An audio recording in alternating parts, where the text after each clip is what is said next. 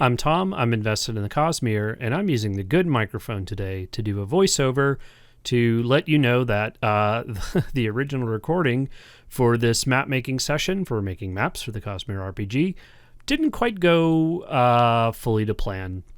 The good news is that the map worked out, and I've got something really cool to share with you all.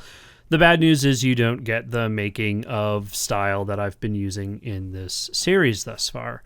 And why is that? Well, this was a complicated one. I did a lot of things where I was cutting back and forth in between scenes, and it just didn't work out. Also, I had some weird mic troubles, but here I am with the good microphone doing a voiceover to introduce the time lapse of map making that you're about to watch. So for for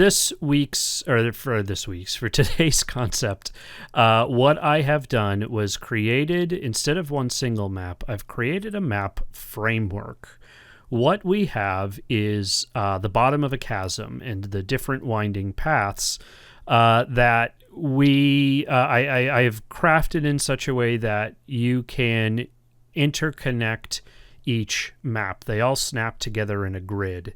The cardinal directions you'll notice on screen now, north, south, east, and west, are when you put them up next to each other, either using a software like Photoshop or in Roll20, you can sort of mix and match and make these sort of large interconnected maps.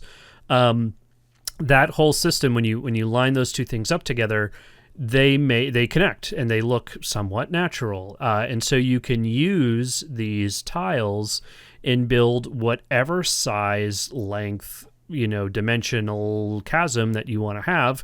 They all interconnect together. And so the time lapse you're about to watch is me making a handful of maps to use in this system. Four-way entrances, two-way entrances, dead ends, huge rooms that you can host fights in. The other thing that I'll be doing eventually, not just yet, but it'll be a part of the sort of a future release with the everyday cadence. I don't have the time to figure it out just yet. But what I'll be doing is publishing the templates on Inkarnate. That's a feature I still need to learn a little bit more about, but in theory, you will be able to download or use for yourself this template system. And so long as you don't screw around with like the sizing and some of the designs, I'll have instructions on how that will work. As long as you don't mess around with too many of the settings, you'll be able to make your own chasm tiles for whatever fits your campaign. Either build some stuff for yourself or build some things for the community. It'll be great. It will all sort of snap together and work. It's not perfect. I might do like a 2.0 or even a 3.0 later that really makes it look completely seamless from one piece to another.